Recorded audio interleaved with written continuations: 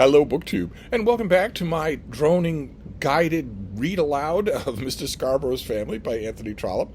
This is the story of the Mr. Scarborough in the title of the book, a sick, dying, old, wealthy landowner who has decided to disinherit his eldest son so that the property can go to his younger son, because the eldest son has raised so many debts against the property with gambling that if he inherits, everything will go to his creditors. Whereas the younger son has raised no debts against the property at all, and neither has Mr. Scarborough himself. So if Mr. Scarborough could somehow prove that his eldest son was not his eldest son, was actually illegitimate, and had been going to inherit the property illegally, well, if he could prove that, then the creditors are out the window, and the property is unembarrassed. And that is what we saw in the last chapter. We saw those creditors altogether getting bought off, so that Tretton Park, the property, is now free of all of those outstanding debts. But it's high time we got back to the brothers in question, right? Montjoy Scarborough, the elder brother, and Augustus Scarborough, his oily younger brother. It's high time we got back to them. And Trollope, in this chapter, chapter 37, gives us a surprise scene with both of them together. As far as we knew, Montjoy Scarborough was off at Monte Carlo and promising to go to Tibet. But no, now he's back. And they are together. This is a chapter called Victoria Street. Lounging in an armchair in a small but luxuriously furnished room in Victoria Street sat Captain Montjoy Scarborough, and opposite him, equally comfortably placed as far as the externals were concerned, but without any thought of lounging, of that lounging look which the captain affected, sat his brother. It was nearly 8 o'clock, and the sound of the dinner plates could be heard through the open doors from the next room. It was evident, or at any rate was the fact, that Augustus found his brother's presence a bore, and as evident that the captain intended to disregard the dissatisfaction evinced by the owner of the chambers. So they're not happy with each other. Either one is happy to be here. It's not like they're affectionate brothers. "Do shut the door, Montjoy," said the younger. "I don't suppose we want the servants to hear everything that we say." "He's welcome for me," said Montjoy, without moving. Then Augustus got up and banged the door. "Don't be angry because I sometimes forget that I am no longer considered to be your elder brother," said Montjoy.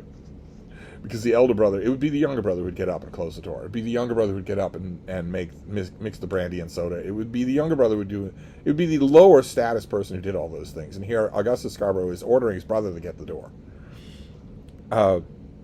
Bother about elder brother. I suppose you can shut a door. A man is sometimes compelled by circumstances to think whether he can or not. I'd have shut the door if you readily enough the other day. I don't know that I can now. Ain't we going to have some dinner? It's 8 o'clock. I suppose they'll get dinner for you. I'm not going to dine here. The two men were both dressed, and after this they remained silent for the next 5 minutes. Then the servant came in and said that dinner was ready. All this happened in December. It must be explained that the captain had come to London at his brother's instance, and was there in his rooms at his invitation. Indeed, we may say that he had come at his brother's command. Augustus had during the last few months taken upon himself to direct the captain's movements, and though he had not always been obeyed, still, upon the whole, his purposes had been carried out as well as he could expect. He had offered to supply the money necessary for the captain's tour, and had absolutely sent a servant to accompany the traveler.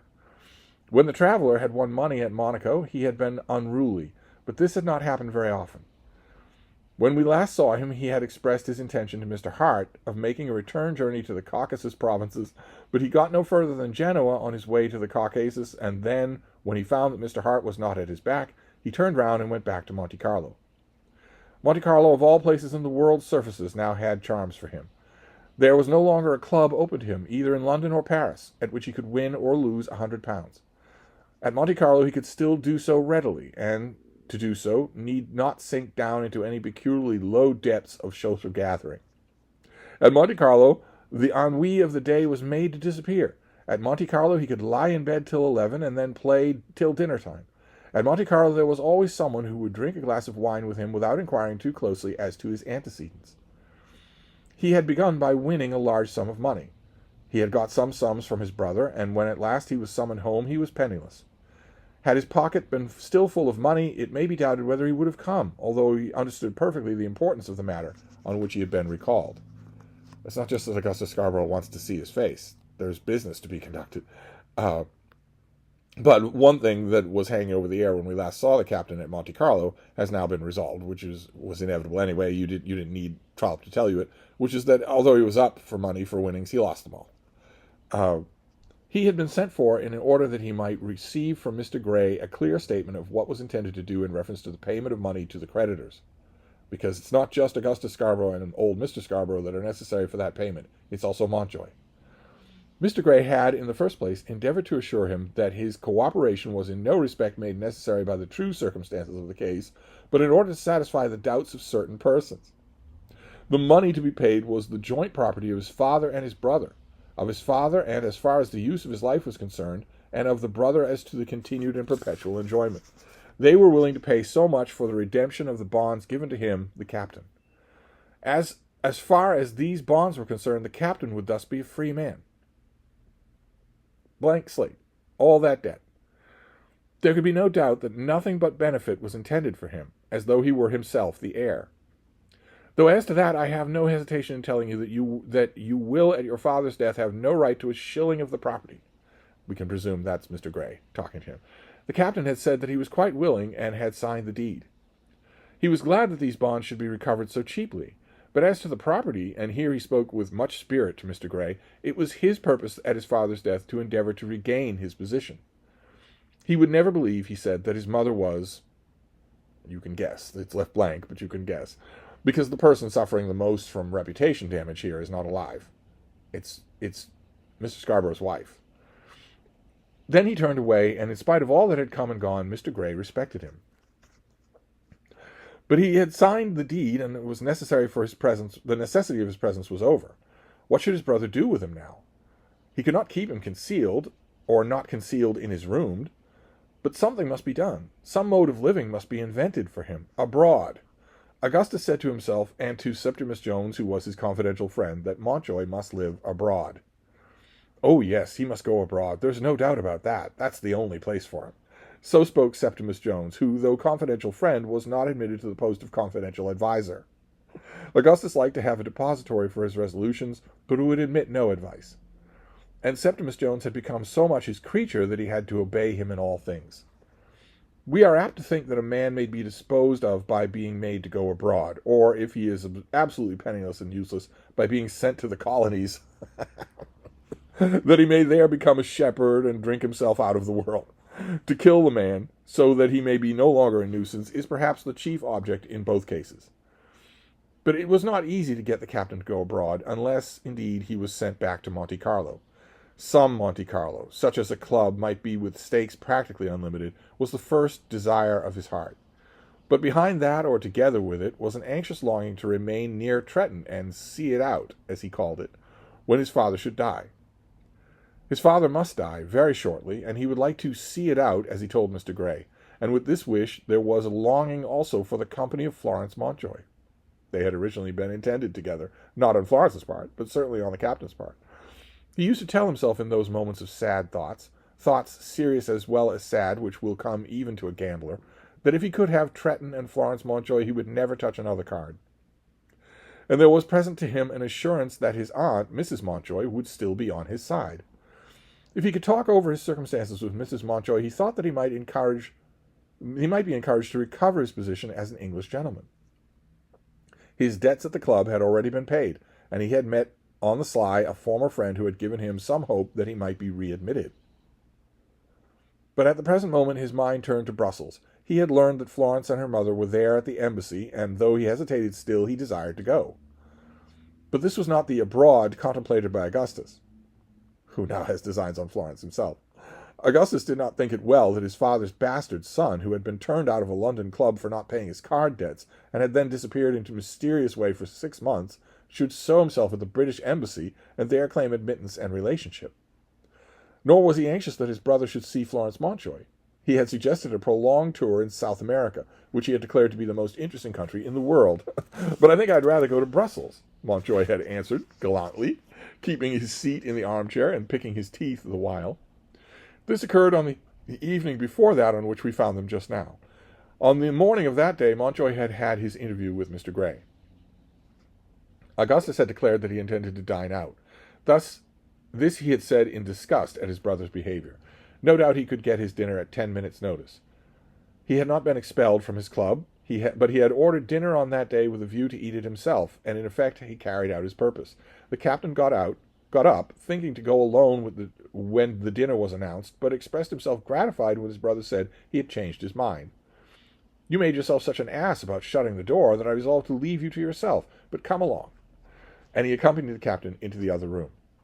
A little side note here. Gambling addicts don't recover just by hoping to. They need lots of intervention. There was no hope that just winning the hand of Florence Montjoy would change Captain Montjoy. A very pretty little dinner was prepared, quite such as a loving friend might give to another when means are sufficient, such a dinner as the heir of Tretton might have given to his younger brother. The champagne was excellent, and the bottle of something or other. It's not Guinness, so who cares? Montjoy partook of all the good things with much gusto, thinking all the while that he ought to have been giving the dinner to his younger brother instead. When that conversation had sprung up about going to Brussels or South America, Montjoy had suggested a loan. "I'll pay your fare to Rio and give you an order on a banker there," was Augustus's response, because giving a loan to Montjoy Scarborough would be pouring it into the nearest gaming table. Montjoy had replied that was not, after all, to suit his purpose. Then Augustus had felt it would be almost better to send his brother even to Brussels than to keep him concealed in London. He had been there now for 3 or 4 days, and even in respect of his maintenance had become a burden. The pretty little dinners had to be found every day, and were eaten by the captain alone, when left alone, without an attempt at an apology. Augustus had begun with some intention of exhibiting his mode of life. He would let his brother know what it was to be the heir of Tretton. No doubt he did assume all the outward glitter of his position, expecting to fill his brother's heart with envy. But Montjoy had seen and understood it all, and remembering the days not long removed when he had been the heir, he bethought himself that he had never shown off before his brother. Which was probably true. There are better things in Montjoy Scarborough than Augustus Scarborough. I think it's safe to say that neither one of them is a surprise. But Montjoy never rubbed his brother's nose in his status as heir. And he was determined to express no gratitude or thankfulness. He would go on eating the little dinners exactly as though they had been furnished by himself. It certainly was dull. There was no occupation for him, and in the matter of pocket money he was lamentably ill supplied. But he was gradually becoming used to the face of the streets again, and had already entered the shops of 1 or 2 of his old tradesmen. He had been quite a confidential conversation with his bootmaker, and had ordered 3 or 4 new pairs of boots. Nobody could tell how the question of the property would be decided till his father should have died. His father had treated him most cruelly, and he was only to wait for his father's death. He could assure the bootmaker that when that time came he should look out for his rights. So he's already getting people to extend him credit. The most worthless man in London. He's already getting people to do that. He knew that there was a suspicion abroad that he was in a conspiracy with his father and brother to cheat his creditors. No such thing. He himself was cheated. He pledged himself to the bootmaker that, to the best of his belief, his father was robbing him, and that he would undoubtedly assert his right to Tretton property as soon as the breath should be out of his father's body. The truth of what he had told the bootmaker he certainly did believe. There was some little garnishing added to his tale, which, perhaps under the circumstances, was to be forgiven. The blow had come upon him so suddenly, he said, that he was not able to pay his card account, and had left town in dismay at a time which had been exploded as though a mine had been exploded under his feet. The bootmaker believed him so far that he undertook to supply his orders. A man who has no money, no prospects of money, no possibility of money.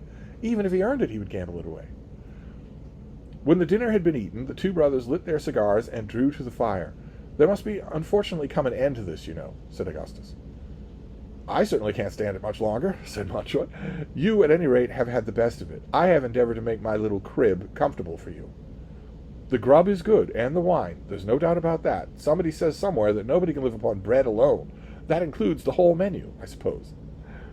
What do you suggest to do with yourself?" "You said, go abroad." "So I did. To Rio." "Rio is a long way off. Somewhere across the equator, isn't it?" "I believe it is." "I think we better have it out clearly between us, Augustus. That won't suit me. Rio de Janeiro won't suit me when our father dies." "What difference will his death make to you?" "A father's death generally does make a difference to his eldest son, particularly if there is any property concerned." "You mean to say that you intend to dispute the circumstances of your birth?" Dispute them? Did you think that I will allow such a thing to be said of my mother without disputing it? Do you suppose that I will give up my claim to one of the finest properties in England without disputing it? Tretton is not one of the finest properties in England, but still, it is nice, it's wealthy, and its wealth looks to increase. Then I had better stop the payment of that money and let the gentleman know that you mean to raise the question on that behalf. Because keep in mind, Augustus has gone to all this bother and paid a huge amount out of the proceeds of Tretton Park, specifically because he wants to inherit it himself, clean and free of debt. Here's brothers saying, no, that's not going to happen. I'm going to inherit it. So why did he bother to raise that money? That's your affair.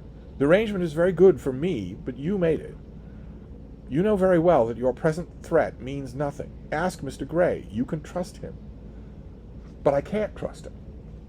After having been so wickedly deceived by my own father, I can trust no one.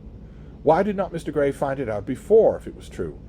I give my word, Augustus, the lawyers will have to fight it out before you will be allowed to take possession. It's a lot to hinge a question on, and it is a valid question. Mr. Gray was completely fooled. He had full access to the family's doings, he thought, and he was completely fooled. He was caught completely by surprise. And yet you do not scruple to come and live here at my cost. Not in the least. At whose cost can I live with less scruple than yours? You are, at any rate, have not robbed our mother of her good name as my father has done. The only one of the family with whom I could not stay, is the governor. In other words, Mr. Scarborough. I could not sit at the table of a man who has so disgraced himself. Upon my word, I am very much obliged to you for the honor you do me. That's my feeling. The chance of the game and this villainy have given you for the moment the possession of the good things. They are all mine by rights. Cards have had nothing to do with it? Yes, they have. But they have had nothing to do with my being the eldest legitimate son of my father. The cards have been against me, but they have not affected my mother. Then there came the blow from the governor, where I was to look for my bread but to you. I suppose if the truth be known, you get the money from the governor. It's actually probably true. I mean, Augustus Scarborough makes a living as a lawyer, but probably he's getting the money to show all the good things of Tretton directly from his father on some sort of pre-inheritance allowance. Of course I do, but not for your maintenance. Of course I do, but not for your maintenance. On what does he suppose that I have been living since last June? I may be in the bond, but I suppose he's made allowance for my maintenance. Do you mean to say that I am not to have bread and cheese out of Tretton? If I were to turn you out of these rooms, you'd find it very difficult to get it. I don't think you'll do that. I'm not so sure.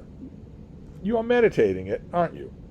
I shouldn't go just at present, because I've got not a sovereign in the world. I was going to ask you about money. You must let me have some.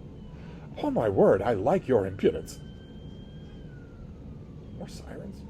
Interrupting our trollop read-along? Yeah, that one's in the distance, but it's not stopping. Here, let's wait. Oh, it did stop. Okay.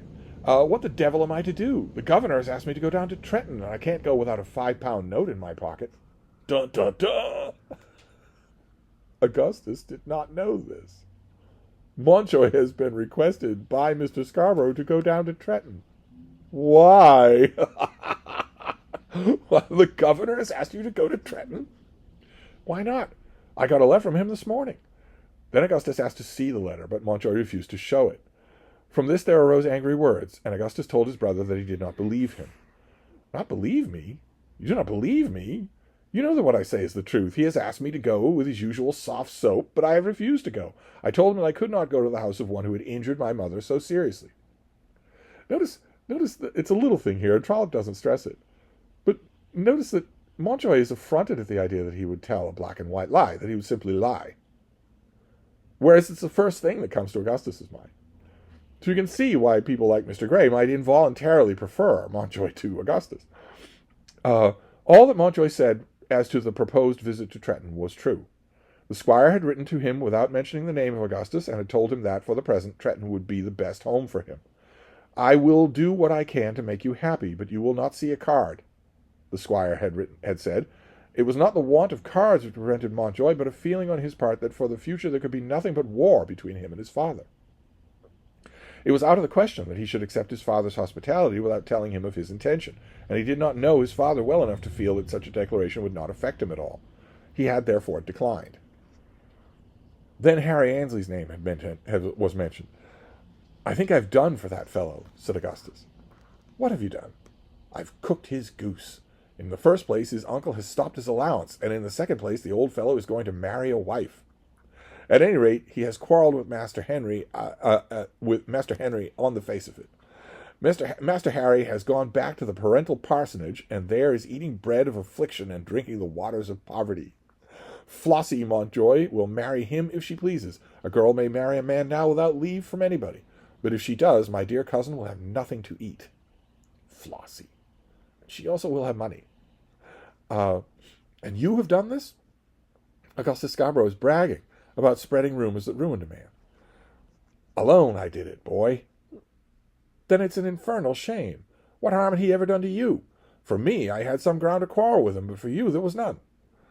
"I have my own quarrel with him also." "I have quarrelled with him with a cause. I do not care if I quarrel with him again. He shall never marry Florence Montjoy if I can help it. But to rob a fellow of his property, I think, very shabby thing." Then Augustus got up and walked out of the chambers into the street, and Montjoy soon followed him. "I must make him understand that he must leave this at once," said Augustus to himself. "If necessary, I must order the supplies to be cut off." Oh, so there we have the brothers together. And we can see right away that you know who you're going to prefer. Like I said, neither one of them is a prize, but you're going to prefer Montjoy, who does not lie, and who finds Augustus's behavior of rumor-mongering with Harry Annesley to be shameful, disgusting. Mr. Scarborough has made an offer to the son that he's disinherited. "You don't have a penny in the world. You don't have a roof to call your own. Why don't you come and live at Tretton? I will see to your every need, except gambling. You won't see a card. There will be no gambling here.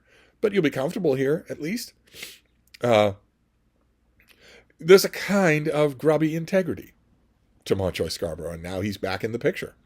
Going down to Tretton, for Pete's sake, to see his father. What could that be about? But anyway, we're going to wrap up this chapter for now, but we'll be back. We'll continue next time. Thank you, BookTube.